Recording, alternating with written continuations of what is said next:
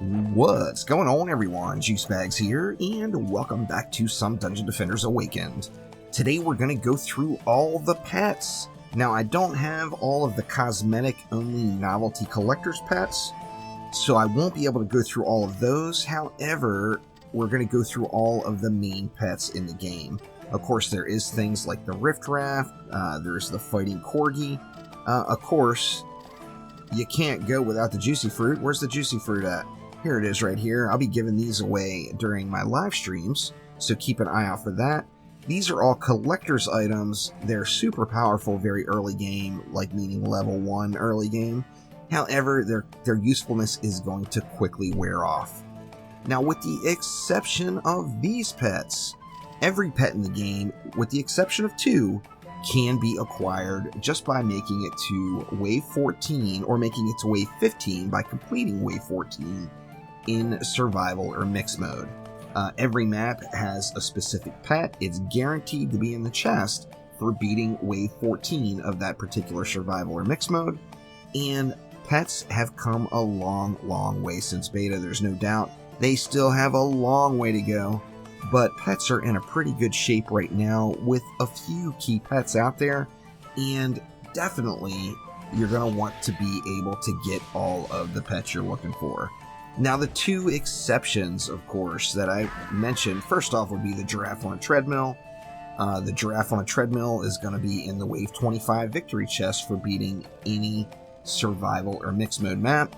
So if you beat the map, you're going to get a giraffe. Most people are already aware about these. The giraffes it's an awesome builder pet. You're going to want a ton of them, no doubt about it. Now, besides that, of course, by beating Summit, you're going to get a gemstone. The gemstones are going to come in 4 flavors. One that is defense armor, one that's defense rate, one that's range, and one that's power. And gemstones can be super good for survival and can definitely help you get the job done as you're busting into survival or in a group using different gemstones in various like tower boost type character abilities to really make a build scream. Most helpful usually in survival mode. However, the gemstones are definitely something that can be very handy, and you're going to get these by beating the summit on campaign mode in any difficulty.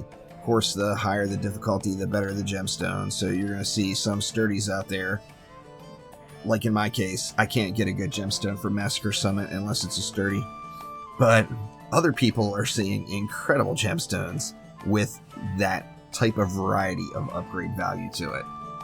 Now jumping into the regular pets. These are the pets that you're going to earn from survival maps or mixed mode maps, and the pets that you're going to want to mainly focus on earning throughout the game. So starting at the top in the deeper well, we have the Griffin. Now, the Griffin could be a beast, but it suffers from a few problems.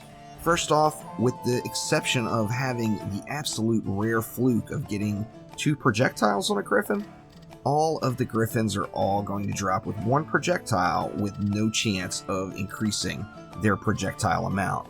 So if the Griffin had the same exact rolls as the Dragon in fire rate and in number of projectiles, the Griffin would be a go-to pet. There's no doubt about it, and it looks kind of cool. You can get on, like I said, with 2 projectiles, but it is super duper rare. The main problem the Griffin suffers from, though, is it is an Act 1 pet, meaning this is relatively low-end loot as far as the loot multipliers go as you play through the map, and the pet suffers as well. So I have not seen a Griffin with high upgrades on it. In fact, this is probably one of the highest I have seen. Or no, the highest I've seen is around 60, I believe. 62, 61, 41. Yeah, it looks like 61, 62 is the highest I personally have seen. Let me know down in the comments if you've seen a Griffin that's higher. And I tell you, if you could get this bad boy with 3 projectiles, it would be a beast if you could get the upgrades on it. Now moving right along, next up, everybody knows about this one, we got the Pet Rock. The Pet Rock is the starter builder pet. It is such a huge power gain early game, and you're going to find yourself quickly not wanting to use it because of the movement speed penalty that comes along with it. So this is your full run speed on your character with maximum speed if you're using the pet rock. Now, of course, everyone but the apprentice gets a personal boost. That's going to be a speed buff, and that's going to get you zooming right around the map. But if you put this bad boy on your apprentice, oh yeah, that's all you got. However, the rock can be super, super powerful. Without a doubt, the starter builder pet that will give you huge gains in power. This one is Ancient Mines, of course, for reaching wave 15. Now this next one on Lava Mines, the Steam Robot. This is one I'm actually super excited about. It seems like it could have really, really good potential. The Steam Robot, once again, drops on Lava Mines.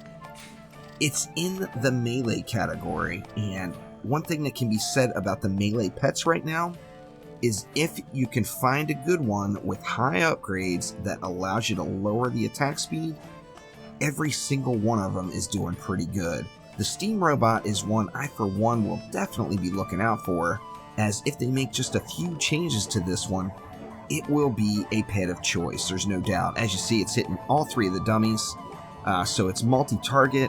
It will just mow down a lane if you can find one that's going to put out enough power, and you're only going to gain that through high upgrade amounts. Now moving on along to Alchemical Labs. Everybody already knows about the labs and the Propeller Cat. The Propeller Cat is going to be just a straight up damage boost. This is going to affect your primary attack and elemental attacks, and on several heroes it affects their abilities as well. But the Prop Cat, you know, good stuff, no doubt about it. It's just going to allow you to, at a minimum, usually double your damage. In fact, I wouldn't settle for a Prop Cat unless it was under 100%, as, you know, this one's at 93%, so it would be way over 100 after getting those 60 upgrades in it. But the Prop Cat can just be a beast for you if you find a good one. Now moving right on along to Tornado Valley. Tornado Valley is a pet I've been looking at since the pets were there, and that is the Little Wizard. The Little Wizard has so much potential, yet he's just not quite getting there. One of the big benefits about the Little Wizard is the projectile does pierce packs of mobs, so it will go through a pack of enemies. However, it just doesn't seem to attack quickly enough for enough damage to really be super viable. This could easily be solved by finding a better one. You know, they are only one projectile, but it's that big lane clearing projectile. However, if they could attack just a little bit faster and maybe have a few more upgrade levels to get a little bit more damage per shot, this would without a doubt be a viable choice to use as a damaging pet.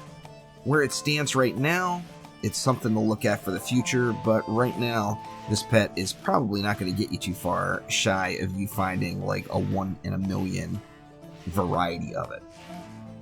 Now moving on to Tornado Highlands and the Ethereum. The Ethereum is another melee pet. It's another melee pet that could be so good. It's going to hit multiple targets. It's got something that other melee pets don't have, though, and that is an enormous amount of knockback. So you see that 80-100% knockback on this one. This pet is going to just let you mow through the lane like a steamroller. There's just no doubt. It's going to push the enemies back. It's going to just wreck their faces in, and it is hitting multiple with its little melee cleave damage. This particular pet, the only downside of it I can find is I can't find a good one. Now, is this because it's on a lower difficulty map? This one's in Act 2 and on the Tornado Highlands. If you could find an Ethereum Ancient that you can get that attack speed down, that is going to be over 100 upgrades, I think you might have a pretty special pet there that you're going to want to hang on to. The Ethereum Ancient is another one of those melee pets you're just going to want to keep your eye on because they're just so good. Now moving on to the Ramparts and the Genie. The Genie is a mana returning machine. Now remember, this is ability mana. It's not a DD1 Genie. It's a DDA Genie. And it can be super useful to use on a monk or, say, a huntress. The main benefit of using the Genie is you are going to get 100% uptime on your boost. Now, your boost can give you a huge boost. If we take a look at my elemental shot here, it was doing 245,000 boosted. It's only doing 72,000 normal, which means it's doing over 3 times damage just on this particular booster monk. And if you're using a Genie, that boost is never going to go down. Now remember, this is boosting your friends as well and giving you that awesome run speed. Without a doubt, just get a Genie. At some point you're going to want to use it. A huge benefit that a Genie has, it just doesn't require a whole lot of upgrades to make it special. This particular Genie has 77 upgrades on it, but if you look, I only put 15 upgrade points into mana, and I was at the cap of 230, as it just doesn't require many ups to get you to the cap, and the cap is enough to completely refill your entire mana bar. So get a Genie, love a Genie, keep a Genie. If it's a low roll Genie, keep it anyway. It's going to get the job done for you when it comes to keeping your boosts and buffs up 100% of the time. Next up, we've got the Yellow Ramster, and the Yellow Ramster is quite entertaining and quite disappointing all at the same time. So what the Yellow Ramster is a speed buff for your defenses. You see it's got Sugar Rush on it, 225% speed buff. This is absolutely incredible. However, it's got a big massive downside. Let's check it out in action here. You see, it just turned this harpoon into a complete laser, and this is a wall squire, by the way, with like no harpoon stats, and yet now I've got a laser beam. And there's the downside. It's got the Sugar Rush, but it's got the Sugar Crash at the end, and your tower completely stops until that crash ends, and then the can will go again. So it is going to turn one individual defense into a complete beast, but then it's going to shut it off. Now, this particular pet, with the huge deficit of it completing shutting down your tower and only having one target, is a cool little pet, a little energy drink can, you know? But it's not one that you're ever really going to use. I mean, I hope I'm wrong and down the road people are using these, because that laser beam effect on towers is super cool. However, it comes with a huge penalty, being the downside when the Sugar Rush expires. Next up, we've got the Ramster. Now, one important thing about the Ramster, this is Arcane Library. Arcane Library is now Act 3, so the potential for these 100+ upgrade pets are now here. Now, as you see, I've been doing a little bit of Ramster farming here today. This is the best Ramster I found. The Ramster is going to be a pet that you are just going to want, period. It's a melee pet, it's got a decent attack speed. One thing it has as well is it hits all of the enemies. So as you see here, hitting all 3 targets. If this particular pet had 50 more upgrades on it, it would without a doubt be one of my melee pets of choice. The Ramster is one that, in my opinion, might actually be willing to farm. I've been farming it. I've been putting some sinking some time into it. And if you find one of these bad boys that's up into that 120, 130 upgrade mark, oh man, this pet is going to just clear house for you. So definitely, without a doubt, get you a Ramster from the Arcane Library. Now next up, we've got the Fairy in Royal Gardens. The Fairy is exactly what you think it would be if you play Dungeon Defenders 1, and that is a heal bot. It actually does a really good job. I've had it heal me from 0 to full in Massacre mode within a couple of seconds testing it out. It definitely does really good. However, unless you're in a position where your #1 priority is to stay alive, and you don't need any damage buffs, and you don't need any other pet for utilities or stats, the Fairy just may not be the one for you. Now, if we were in a position where we needed like a tank hero that, you know, needed to have constant healing, if there was a boss that took longer to kill or engaged with constant damage for too long, this Fairy would be incredible, and it does do a great job at healing. It just, you don't get anything else other than the heal. So if your goal is to stay alive, you're good. If your goal is anything else, you're probably not going to want to use the fairy. This one's from Royal Gardens in Survival and Mixed Mode, Wave 15. Next up on Promenade, we've got the Helping Hand. The Helping Hand is a repair bot. It will repair nearby defenses. You see, I got a really good roll on one, 135 upgrades. In theory, it's a pretty cool pet. However, in effectiveness, when most people would want to use a pet like this, would be during an AFK build. And if you're doing an AFK build, you're probably just going to get more benefit out of a gemstone. So, you know, the Helping Hand is one to collect just for completionist's sake. However, I can't find or see many people wanting to use it. Another big problem with it is it does let your defenses get very, very low, below 50% before it will throw a heal. So if you're the type that like to keep your defenses full, it will completely trigger you, waiting for the Helping Hand to go out and get a repair off. Now next up, of course, we have the Summit, and the Summit brings the Mighty Dragon. This is the DPS pet of choice for most people.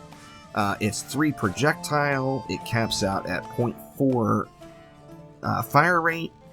It can be super, super strong. If you're in a position where all 3 projectiles are going to hit one target, you're going to pretty easily get 1 million DPS, which will transfer over to closer to 2 million DPS in Massacre mode out of your dragon if all 3 projectiles are hitting. One of the things that make this the go-to pet that so many people are using is its Summit Act 3. So it has the second highest loot modifier difficulty in the entire game, and your chances of getting a high quality dragon pet, although they can be elusive, they are quite good. There's no doubt there. Now moving on along to the bonus maps. First off, we've got the Magus Quarters. The Magus Quarters is going to be the Paddle Ball. The Paddle Ball is another melee range pet. It's actually kind of cool, but it's an Act 1 bonus map. It suffers from having low amounts of upgrades, which doesn't allow it to just get any real amounts of damage out. Now, the Paddle Ball has the cool little effect, as you see, 14% enrage chance. This pet is going to enrage enemies that it hits. Remember, it's single target. Even though it is a melee pet, it's only going to hit one target at a time. But, like in this particular situation, it's got a 14% chance to enrage the enemy, which is a pretty darn good chance. And enraged enemies are going to act just like they would in an enrage aura. They're going to turn around and start smacking on their homies. So the Paddle Ball is definitely a super fun pet to use. Unless you find a remarkably good one, though, it's probably just not going to be best in slot for you anywhere. Next up, we've got the Endless Spires and the Monkey King. The Monkey King is what many folks choose as their single target DPS pet of choice, and it wrecks. It just wrecks, but it's also very dependent on the upgrades. It's got 3 tiers of damage, which it scales up to almost instantly. You see, in my case, it's doing 116,000 damage per whack. This bad boy is doing like 240,000 or 220,000 in Massacre mode. So as far as single target goes, the monkey can burn it down. And I know for a fact, even though this is an Act 2 pet, it's an Act 2 bonus map pet, which as far as loot difficulty goes, means it's in between Act 2 and Act 3. I do know that these can drop with well over 100 upgrades. However, the best one I have here is 93 ups. Still just wrecks it, no doubt about it. And then, last but not least, we've got the Glitter Helm Survival. Now, the Glitter Helm Survival map, what more can I say? It is the most anticipated worst quality pet. It's just so disappointing. The Mega Chicken in Dungeon Defenders Awakened is just a shadow of its predecessor from Dungeon Defenders, and this particular pet is just going to disappoint you, period. It needs a complete rework all the way through. Such a bummer. I was so looking forward to getting a Mega Chicken. As you see, it's a pet. I was one and done on this one. I just didn't bother farming a Mega Chicken, as I just know they're not very good. One of the problems they have inherently is the 1 second fire rate. Once per second is just not enough unless it's hitting like an absolute truck, which it's not. Here's the other problem. The once per second is not once per second. It just doesn't attack that quick. And actually, oh, there it went finally. It just doesn't like to attack. It's not once per second. You can look at the timer below on the video and see how many seconds that is, but that is several seconds in between attacks for sure. The Mega Chicken is a mega bummer, just no doubt. One of the pets I was really looking forward to, and I'm hoping that the Mega Chicken can get reworked and turned into something a little bit more grand than what it is right now. Now that is all the current pets in Dungeon Defenders Awakened. I'm pretty sure we're going to get many more pets to come. As we all know, pets are a big aspect of Dungeon Defenders games. They're very collectible, they're very fun to farm, and I think there's going to be lots more pets. I will always keep you all updated right here with any new pets as they come available. However, overall, the pets to look for: the dragon, of course, from the Summit. The Monkey King from Endless Spires. These are pets you're going to be able to use right now effectively. And then the Ramster. These are your 3 damaging type pets of choice. Of course, as far as support goes, you're always going to want giraffes for your builders. You're always going to want some gemstones for any sort of tower buffing setups you're doing. You're always going to want propeller cats for your own personal and party DPS. You're just going to want a genie. Trust me on this one. Go get a genie. Those are the main pets that you should be farming right now. The rest of the pets probably need a little bit of love or just some really big changes to the amount of upgrades they can have. Now, obviously, we don't have Massacre Survival yet. Massacre Survival will change this entire setup, and I'm hoping Massacre Act 1 Survival can give you a pet that's, you know, maybe it's not as good as a Massacre Act 3 map, but I hope it's at least comparable, that makes all these other pets usable and doesn't have you just going for utility, or if it's a damaging pet, it almost just has to come from either Act 2 bonus maps or higher. So that will do it for now. Thank you all so much for watching. Make sure to click that like button and please subscribe to the channel. I will be back soon with more Dungeon Defenders Awakened. You had better believe it. Thanks again. I'll see you next time.